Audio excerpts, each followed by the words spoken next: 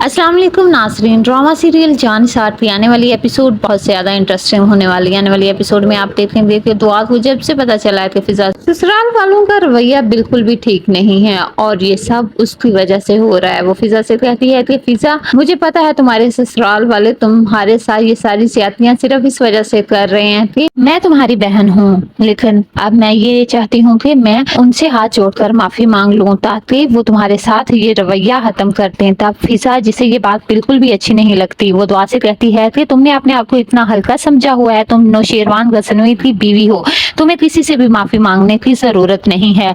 जहाँ तक रहा मेरे ससुराल वालों का रवैया, तो अब वैसे भी मुझे उनके इस रवैये की आदत हो चुकी है। दुआ फिजा से कहती है कि यहाँ बात हसीयत की नहीं हो रही, बात मेरी बहन की खुशी की है और मैं अपनी बहन के लिए कुछ भी कर सकती हूँ, किसी से भी माफी मांग सकती हूँ।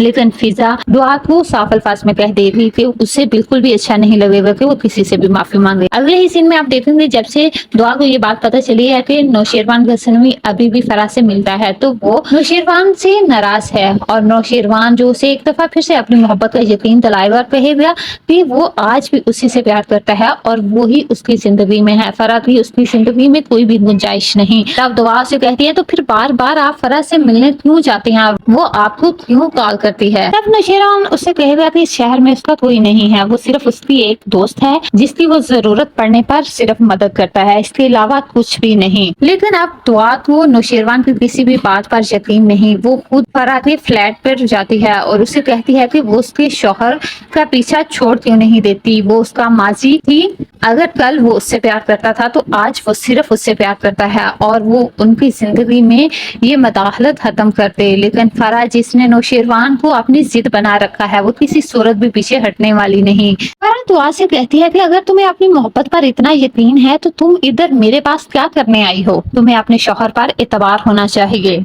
तब दुआ फराज से कहती है कि उसे अपने शौहर पर तो यकीन है लेकिन उस जैसी लड़कियों पर नहीं।